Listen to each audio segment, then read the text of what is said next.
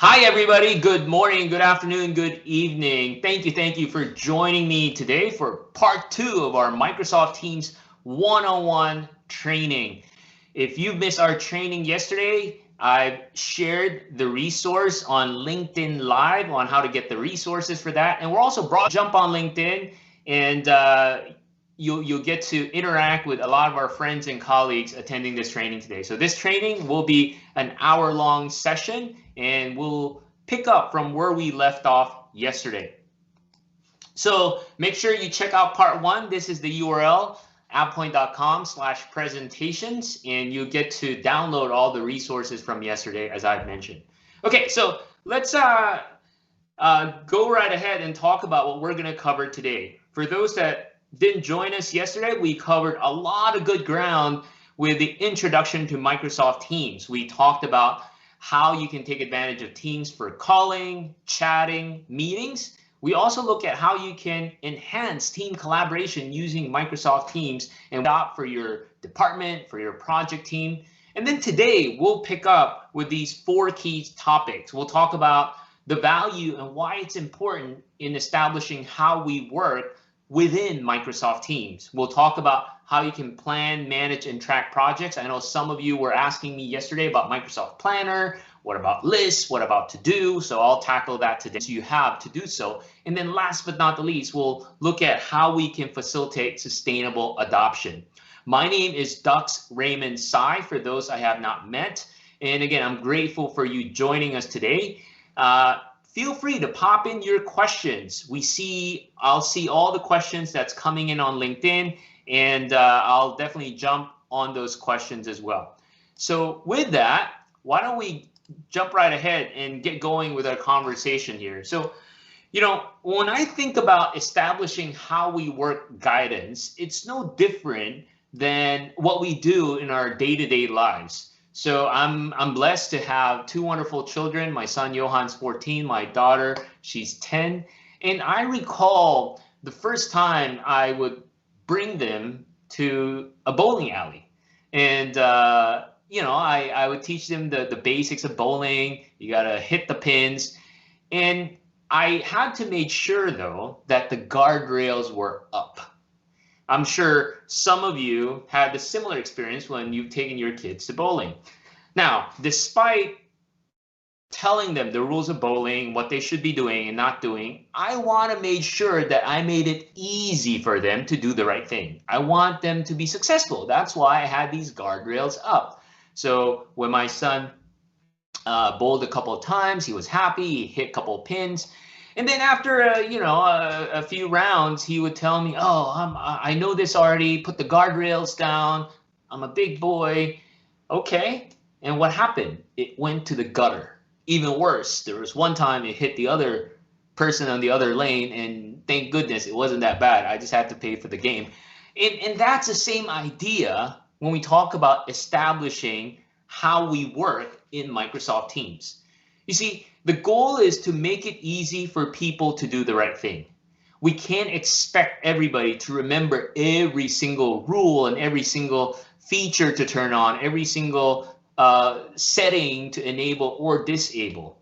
Our goal to drive adoption and usage for Microsoft Teams is to focus on what's in it for everybody. At the end of the day, people don't really care about Microsoft Teams. While I love Microsoft Teams, in your organization, people want to get their job done faster, better, sooner, and more effective. So that's your focus on figuring out how you can ensure that you make it easy for people to do the right thing. So number one is you got to identify business needs. You see, different departments may have different requirements. Whereas, let's say Department A is legal or HR, where they may be handling sensitive information that we won't allow external sharing, because some of you may know with Microsoft Teams, you can actually do external collaboration with people outside the company. Certainly, if that's enabled for you in your organization, you can do that. But then there may be situations where it's not a good thing to do. So maybe based on the business need, no external sharing. And let's say when you're not using the team anymore, we need to expire it after 6 months after it's not being used, because there are retention rules you have to follow. Whereas let's jump on Department B, for example. Let's say marketing. You do a lot of collaboration externally, so you're allowing external collaboration. Or creation of teams has to go through Department IT. So point being is, when you establish how you work, ideally you work with IT to figure out what the different business needs are. So as you roll out teams, you make it easy for people to do the right thing. So that's one tip on how you can ensure the business needs are met and people are using Teams for a specific purpose. I described it yesterday that you don't just randomly create a team, you create a team for a specific purpose, for a specific goal.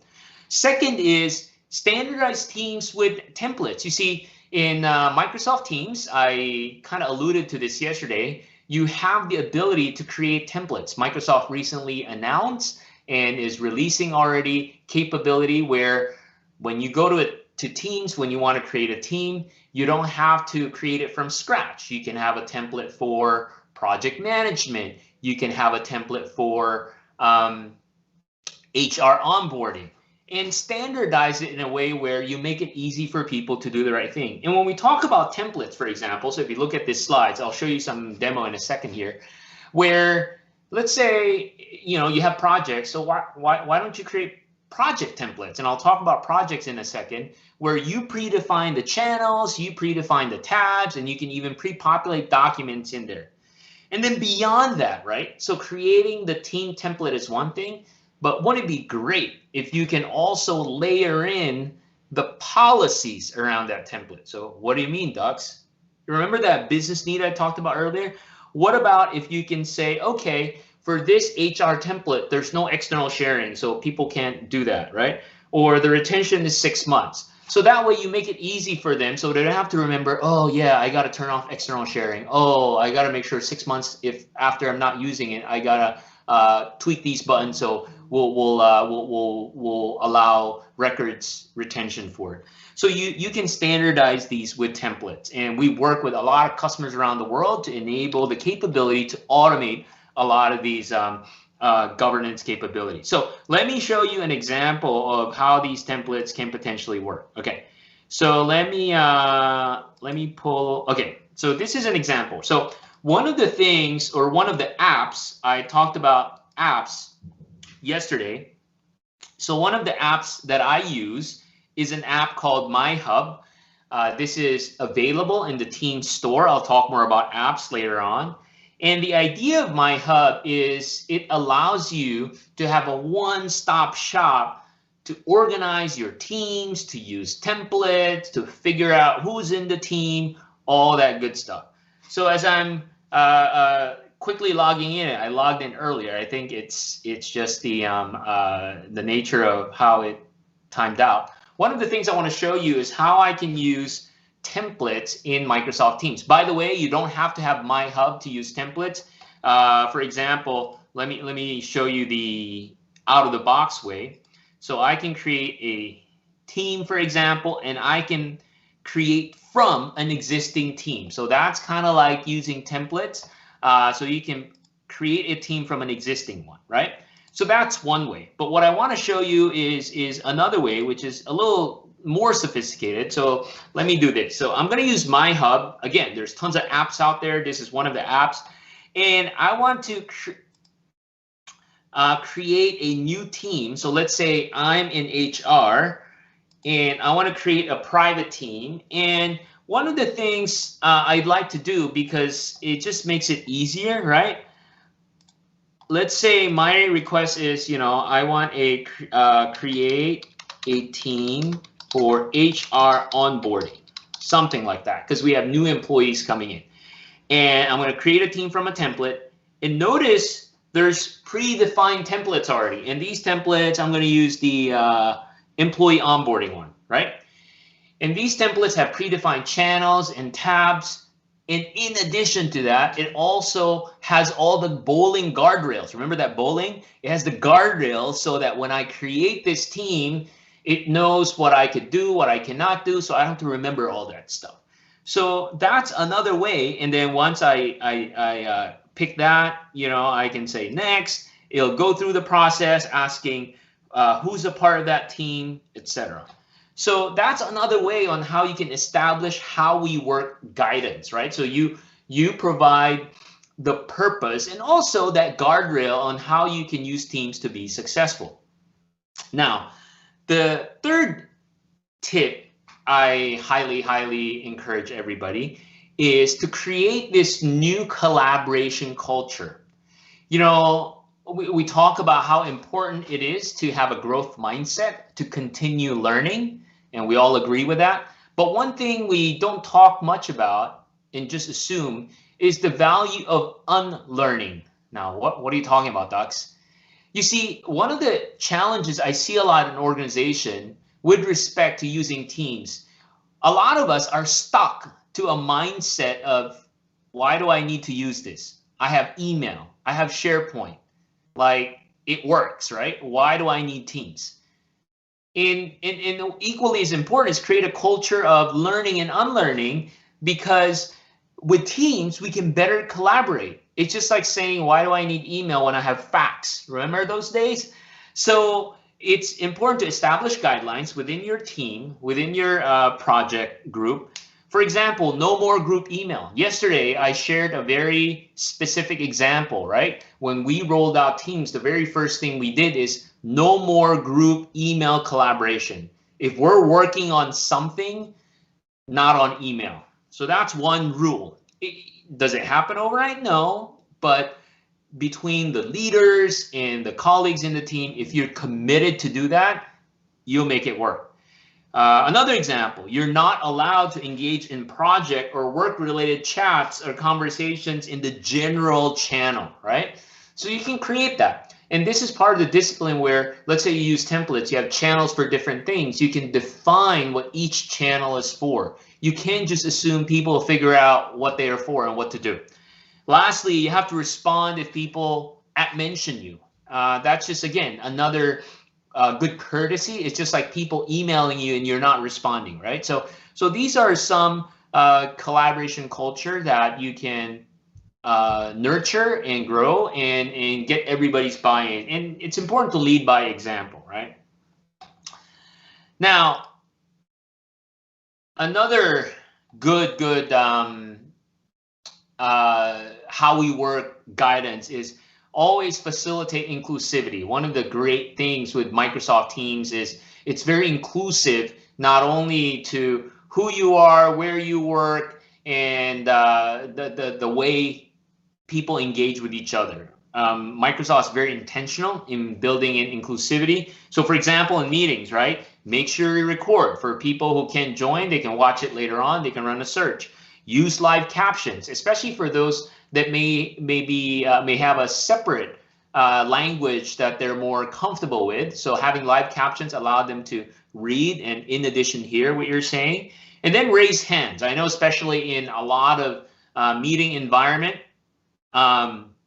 you know, there's sometimes it's hard, right, when you talk over each other. And so make sure you use these inclusive meeting capabilities. I've seen a couple of questions saying hello. Hey, everybody. I've seen friends from the Philippines. Hello. Hey, Lily. Great to hear from you. She's in Singapore. And then we've got friends from France as well joining. Thank you. So again, if you have questions, pop it in LinkedIn live, and then I'll be more than happy to address it. Last but not the least is extend praise. One of the cool features in Microsoft Teams is not only allows you to do your day-to-day job, right? But it has capabilities built in to really foster team culture and inclusivity. One of the things that I really love is the ability for you to extend praise to your colleagues. So if I go to Teams, so let me go to my marketing channel here. You can in a channel in a conversation thread. So you can. It's one of the, let me see here. There you go. One of the icons. Oh, here you go. There it is. So you can extend praise to people. And it's a little thing, especially these days when we're all remote, right? If somebody did something good, you can say, hey, great job, awesome. And it's these little things that really matters. Now, to some of you, you're like, yeah, what's the big deal? It is a big deal. I mean, think about your personal life. How many times you smile when you see a meme? Or how many times it warms your heart when people send you a text with a heart, right? So it's no different. We're all people. And sometimes, you know, when people tell me, well, Docs, I don't know about enabling memes or these emojis in Teams. What if people put bad things? I'm like, look, people are people, right? How many nasty emails have you seen? It's no different. It's just another way to express and communicate. And I think it's a good thing. So take advantage of it. All right, so that's the first part, right? To be successful in driving the use of Microsoft Teams is you gotta establish how we work with respect to using Microsoft Teams. So once you have that, once you define how we work, then you can continue using Teams and take advantage of a lot of the other capabilities as well. And one of the really cool things with Microsoft Teams is it allows us to better plan, manage, and track projects. So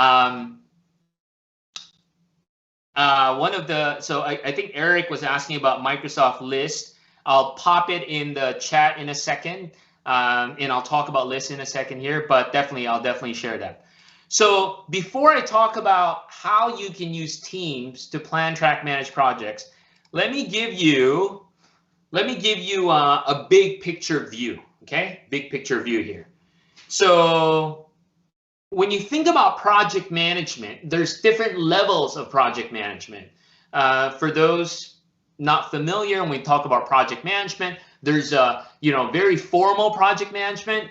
I come from a background of a very formal project management. I'm a project management professional. Shout out to our project management professional colleagues out there. And so there's that, right? That's your day job. Your title is a project manager. You manage projects. So that's a very formal. And you may be involved in things like programs and portfolios. And then you may be running projects. But then even if you're not an official project manager, all of us are working on projects. So from a Microsoft's perspective, right, Microsoft has a lot of options for different types of projects because, as you know, it's not a one size fits all. So if you look at this PowerPoint here, so on the left side, we can see the type of project you're involved in. Is it an ad hoc project? So, we're planning for the next company party or holiday party, or are we planning for some event that's coming up? And then that usually entails only 1 or 2 people, and you're not really tracking a lot of things. So that's cool. Primarily, you're tracking tasks, right? And then the next type is if you may have a formal project team. You're working on a software development project. You're working on a customer project where you have different roles and responsibilities. You have a project manager, a business analyst, a developer, etc. Right? And that gets a little more complicated. And then the third type, I would say, is the most formal of them all, is if you're involved in programs and portfolios. Literally, you're building, SpaceX rocket ships or buildings and what have you. So from a Microsoft perspective, it offers different tools and capabilities at the very most basic level. There are things that's available today that you can use with Teams: Planner, List, and To Do. I'll talk about that in a second. And then if you need something more mature where you need a Gantt chart, you need to track resources, you can use Project Professional. And then if you need to really manage large scale projects, you have Project for the Web, which is formerly known as Project Online. So these are your different options. And for the purpose of today, what I want to focus on is in the context of Teams. So obviously Teams has a lot of different options for project management. So let me kind of talk about what you can use with Teams, but I'm going to focus on one thing today. So first is your Microsoft Project Planner. So on the on this green icon here, that's a quick and easy everyday project management for Teams. And frankly, I use that a lot, especially in the context of team collaboration. There's a new technology that's starting to get released. I think Eric's asking about it, is Microsoft List. So Microsoft List can be used for a lot of different things. In addition, it allows you to use Microsoft List for task and item listings for your team or yourself. Now, it's not as fully featured as Planner. Think of Microsoft List as just like a task list that you can share and work on with a team, right? But it's not like you can put due date in a very, I mean, you can put due date, that wasn't what I was thinking about, but it's not like you can do things like you can say, okay, show me everything that Dutz has worked on in the last week. Show me what Megan has on tap for next week. So you can't do that with lists. You can do that with Planner, right? And then lastly is Microsoft To Do. I love Microsoft To Do, and Microsoft To Do is a granular personal task management. So it's personal. You know how you have a task list on your phone, right? And in the world of Microsoft, the challenge that we have is you may have a task list in Outlook, you may have a task list in Planner for all the tasks assigned to you, but there's really no one place that brings everything together. And that's where Microsoft To Do comes in. Microsoft To Do shows you all the tasks you have in the Microsoft world, from Outlook to Planner to Project to List. It just shows up in To Do, and that's why I love it. And you can add your own tasks too. So I have it on my phone, I have it on my computer. And then Teams, obviously, it's that one-stop shop that you can bring in Planner.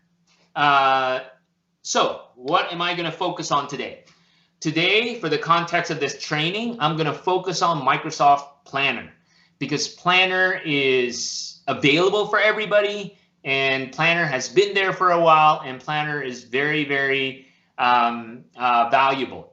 So how do you use Planner, right? So with Planner, you got to step back from the technology. And like I said, you got to think about your purpose.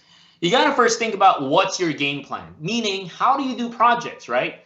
Regardless if you have a formal methodology or not, you got to think about, okay, what's my game plan for this project? Do I need to do a planning exercise, or who's involved? What are the different phases of my project? So think about your game plan. So in this example, when I work on projects, I typically use the Agile methodology. For those not familiar with Agile, Agile is an iterative project management practice, and the idea with Agile is you have a fixed time frame, and you can iterate on the functionality and iterate on the deliverable, because you progress as you move along, right?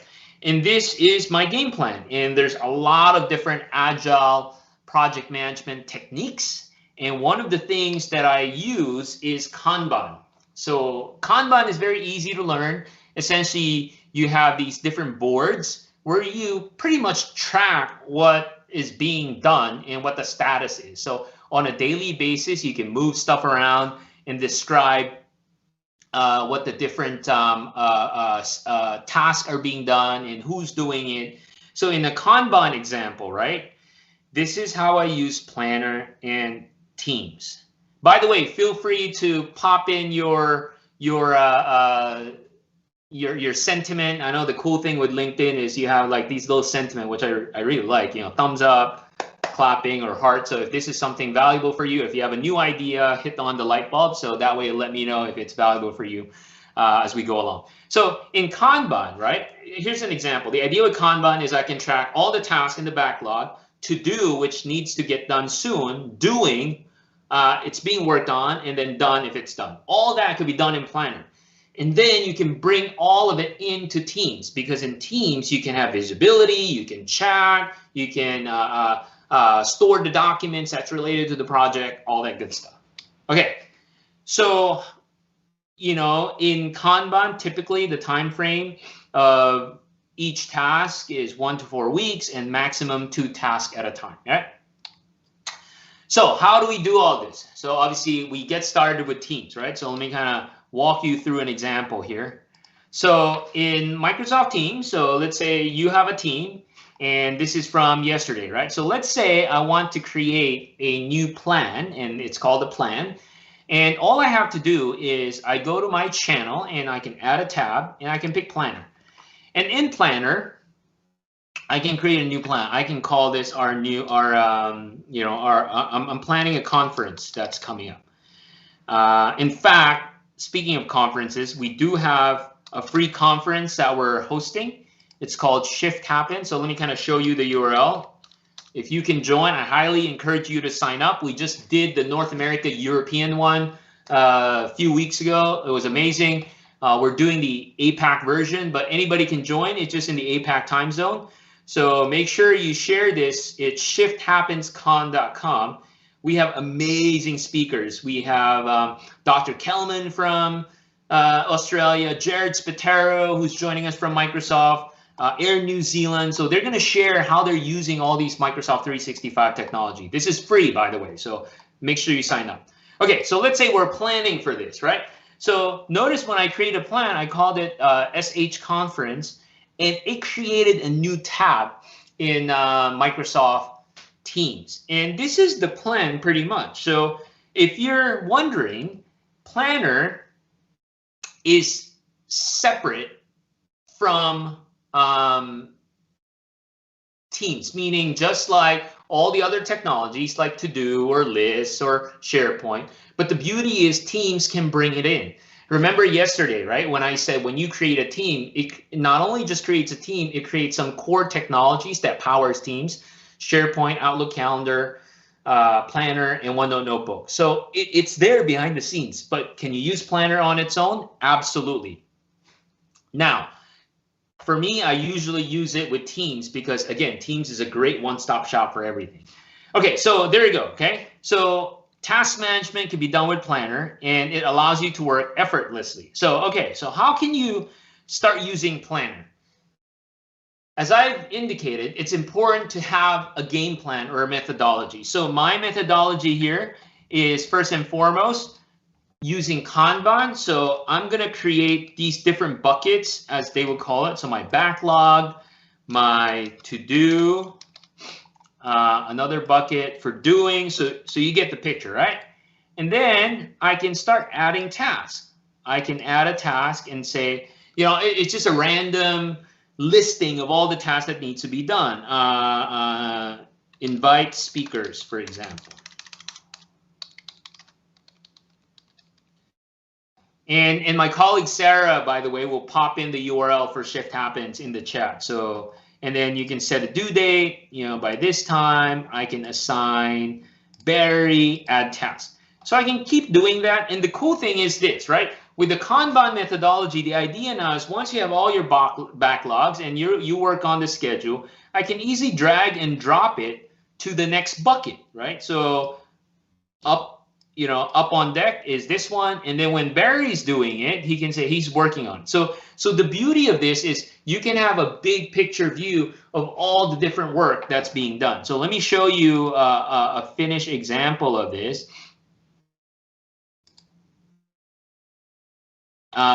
So you can kind of have a,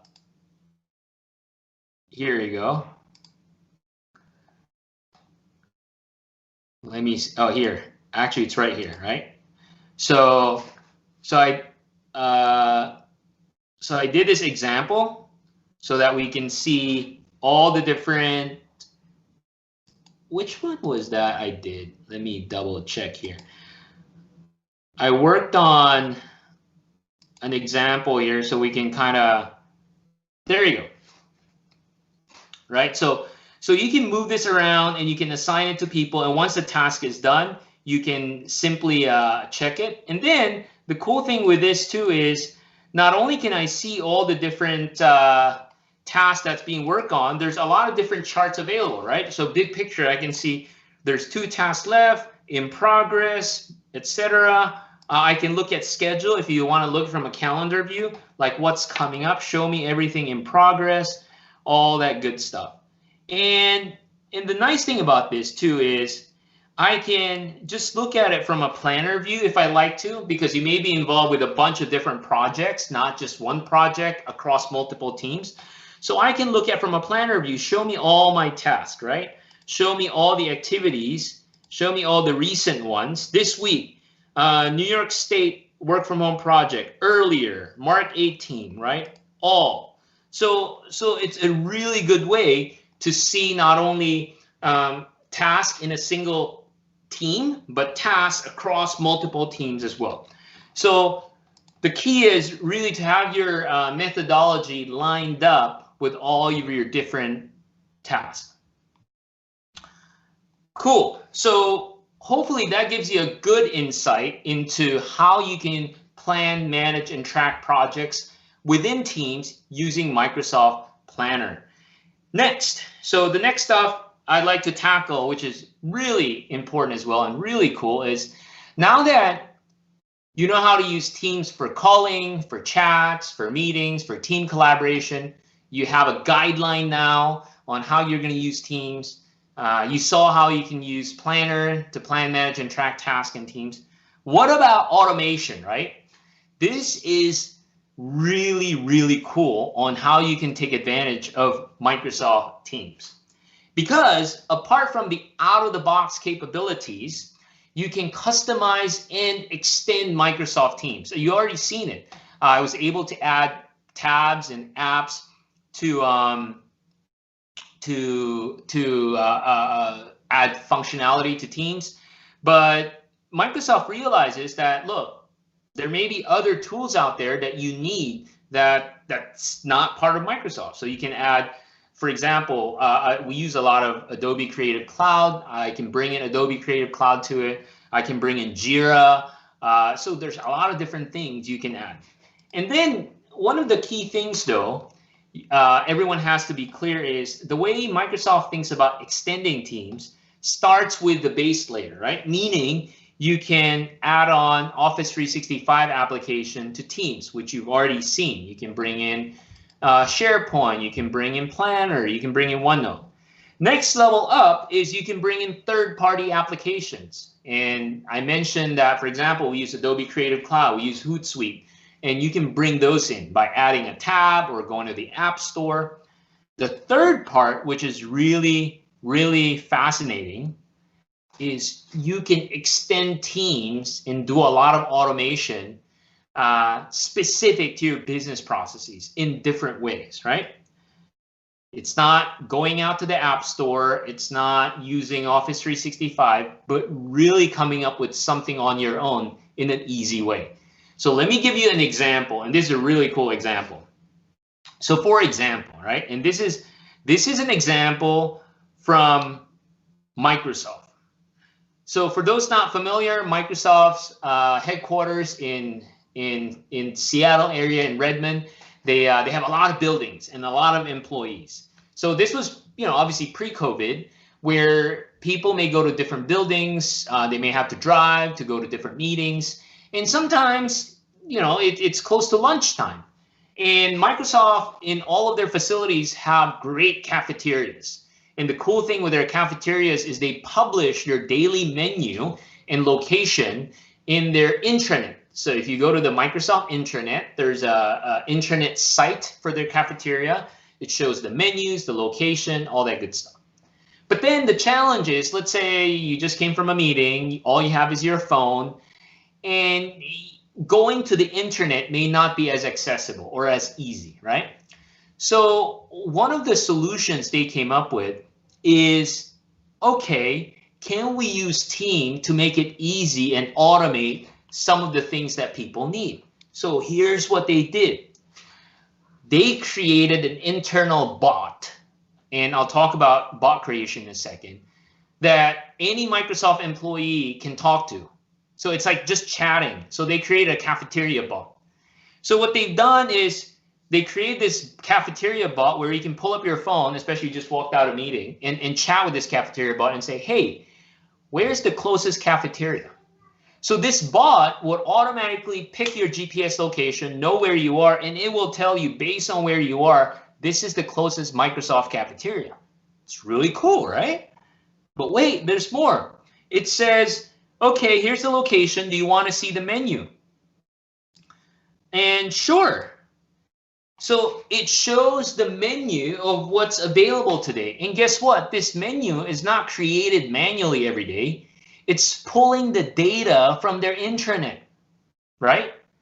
And not only does it show the menu, it gives you options to view it, get direction, order, but they took it further, right? Obviously, I can order food or look at the menu, but I can also check the balance of my cafeteria card. So their IT thought through, in this use case, right? Other than looking at it, people need to pay for it. So as an employee, I can ask what my meal card balance is.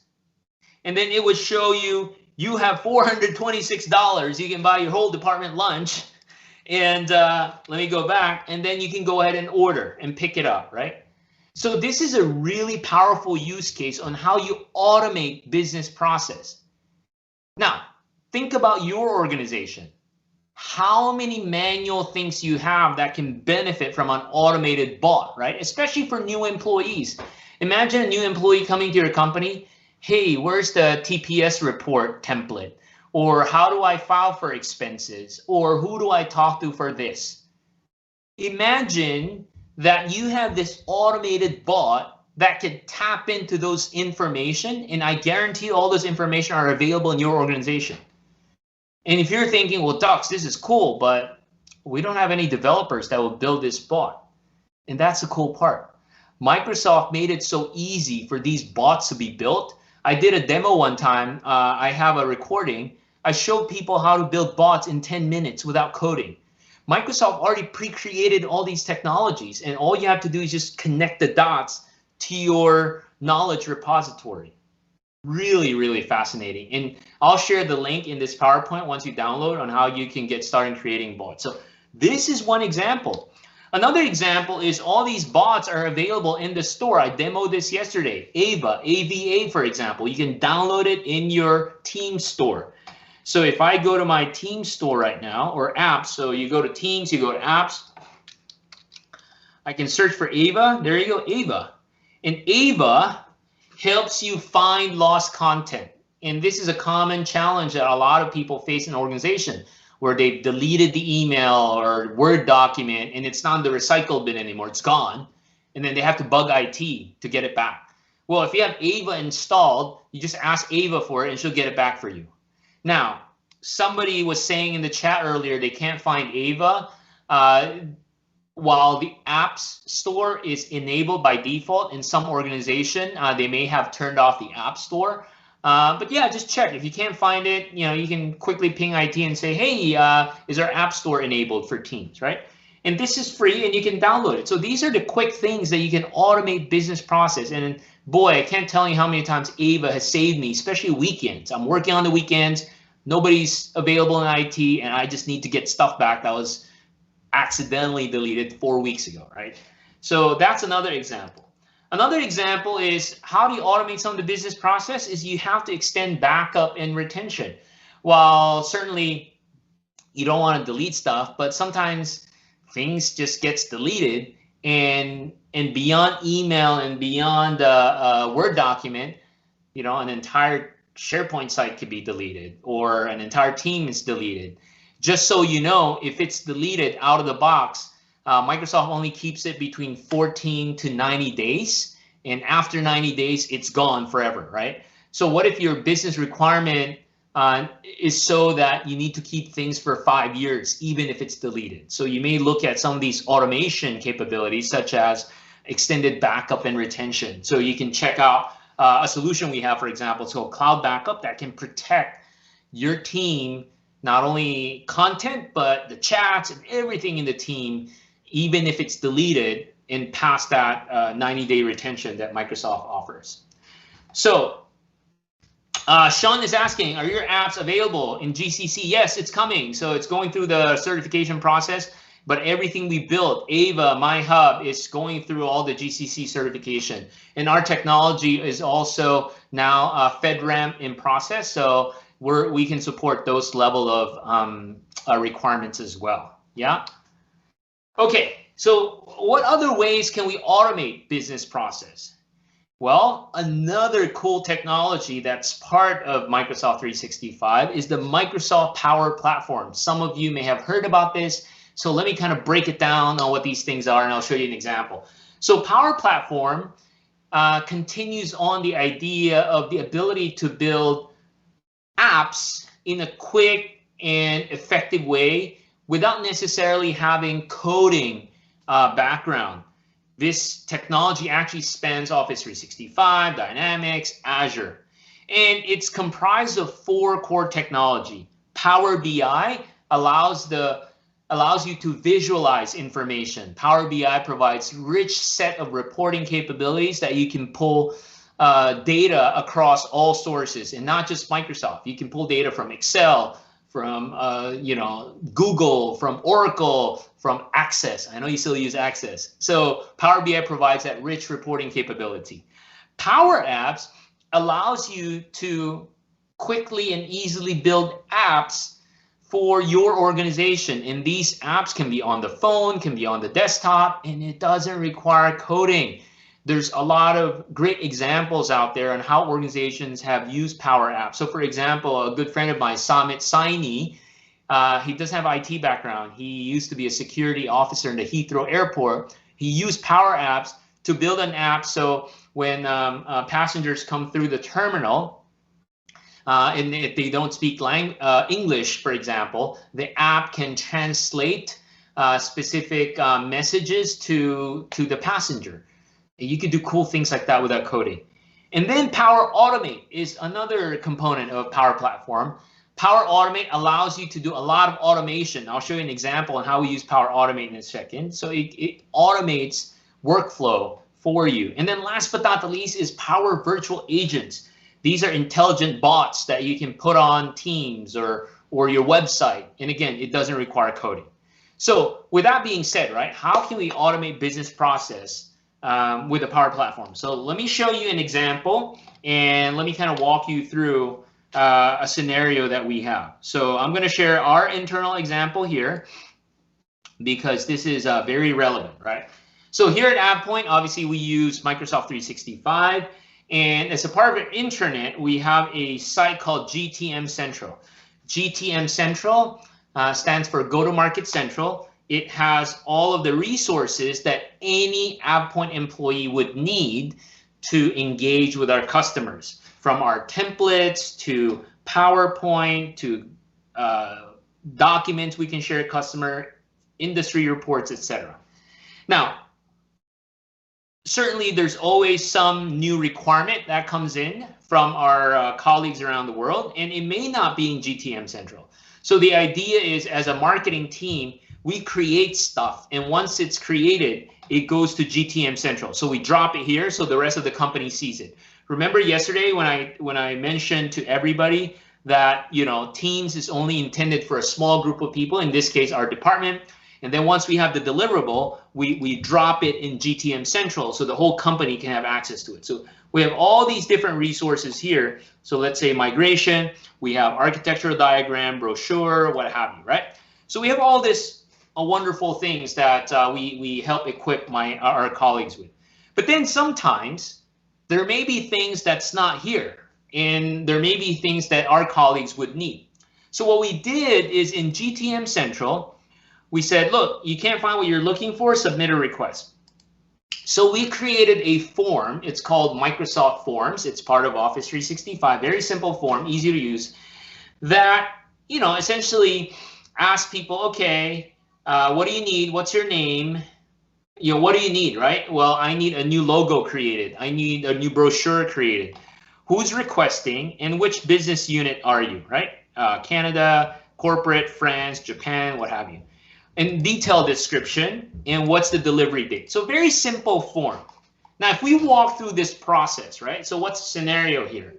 So if somebody makes a request, we're a global organization and we have a lot of brilliant marketing colleagues around the world.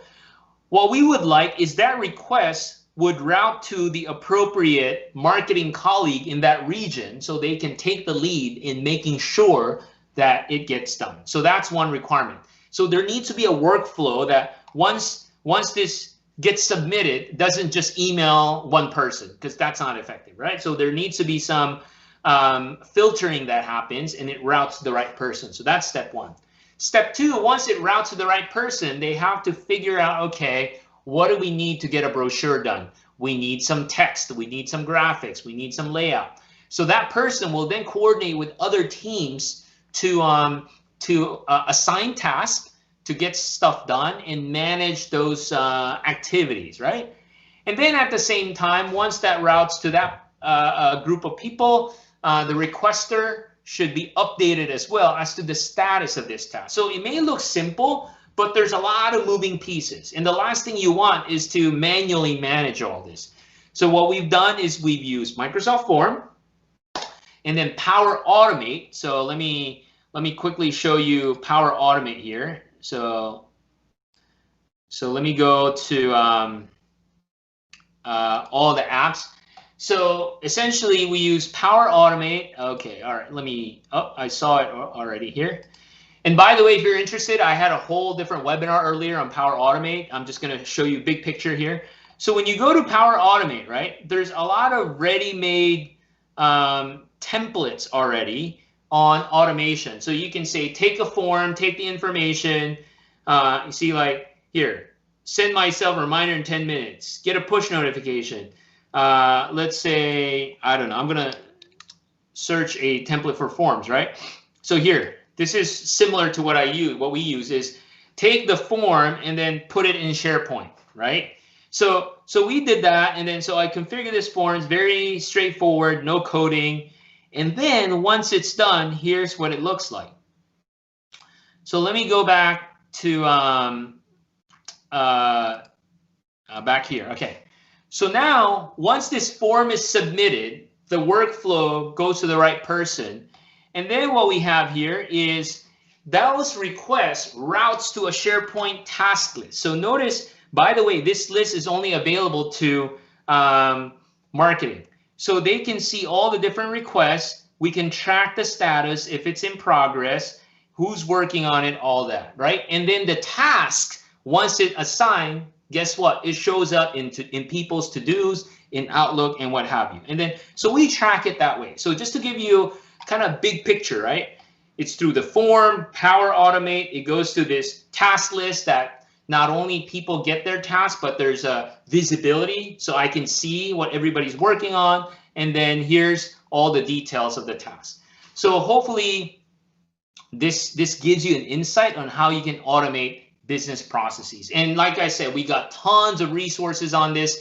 Check out our blog, avepoint.com/blog, avepoint.com/resources on more details on how you do automation. Okay, next, last step.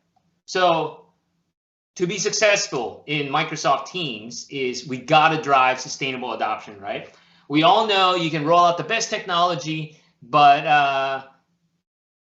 you know, rollout doesn't mean adoption.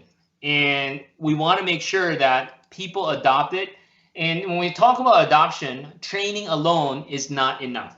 We have to focus and think about how we drive sustainable adoption, because training alone oftentimes is people just learn the technology without any context and without the what's in it for me value, right? So we cannot just be tech focused. So I want to share 3 quick tips or 4 quick tips on how to drive adoption. First and foremost, we got to make it easy for people to do the right thing. I know I'm like a broken record here, but we got to focus on business scenarios as use cases, and we have to automate a lot of things. Enforce policies by automating governance. I talked about that already. And then specify rules of engagement. That's what I shared as we got started. What are the guidelines on how we use Teams? The second must do to drive adoption is we have to have leadership buy-in. Everybody could be using Teams, but if the leader, the manager, the executive is not really taking this to heart, it's not being a role model, it's going to be challenging to drive adoption. Certainly there's financial benefits to be using Teams compared to using a bunch of different tools and paying for it. But in addition, as a leader, right, for me, I value Teams because it's better transparency for me. I can see all the work that's happening. I can jump in, help others, and it gives me better visibility and agility across our organization. So facilitate leadership buy-in and showcase the value of using Teams as an organization. Lastly is ensure quick wins. Deliver contextual learning. I don't believe in a 3-day boot camp to learn Teams because it's information overload and it's too much. When I talk about contextual learning, drive Teams adoption based on what people do day in, day out. And in fact, the first training may just be an hour, right? Oh, hey, project managers, here's how you can use Teams to improve your project management process. Partner with other departments, tap HR, tap your training team to engage folks and run campaigns on adoption. And last but not the least, activate champions, because this is an ever-growing platform. There's so much to do. IT can't just be the lone ranger in driving adoption. Get engaged and involved with other colleagues that are excited about this and empower them to mentor their colleagues. The best way to learn is to learn from people you work with. So some examples I want to show you here. I've got tons of resources, right? So when we talk about contextual learning, so for example, these are really cool day in the life. And when people see this, they'll get it, right? Okay, if you're an IT project manager, here's how you can use Teams. So it gives them ideas on how Teams can be used effectively. Or when you're doing remote work, right? These are the ways you can use Teams to get your job done while remote. And by just providing this simple way of learning and in context, boy, it just changes people's mindset on adoption. By the way, let me know if you want all this stuff. I'll make it available for you. I'll share the link later on, but just pop in the chat if you want some of these resources beyond the PowerPoint. I'll make sure I'll email a 50 gig attachment. No, just kidding. Lastly, if you want to deploy Teams, have a solid, let me go back here, plan and schedule. So here's an example of a 3-month rollout in adoption for Microsoft Teams. Actually, I extracted this from Microsoft Project. I made it Excel so everybody could see it. So the idea here is within an organization, you can quickly pilot and deploy Microsoft Teams. And all the details are here, right? All the planning that you need to do, all the awareness and training, the POC phase, the pilot phase, the organization rollout phase, right? So this is, a good guide for you. Obviously, you can tweak it, but it can be done. So for some of you that are stuck, okay, how do I do this? How do I engage this? The good news is a lot of people have done it. We've done it 10,000 times and over. So I've documented all the tasks that you need to do. If you're interested in this as well, let me know in the LinkedIn chat or feedback. I'll be more than happy to share this. Cool. So, boy, we've covered a lot of ground in the last 2 days, and I am grateful that you've joined us. Hopefully, you found value in this session.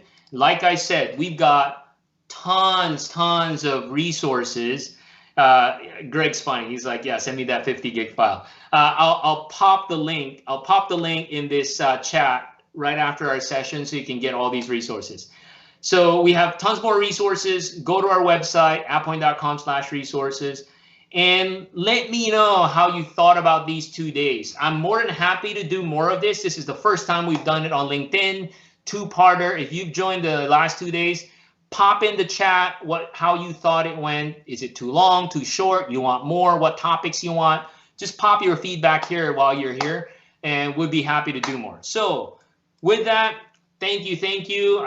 Please connect with me on LinkedIn, Twitter, Instagram, TikTok, YouTube, what have you.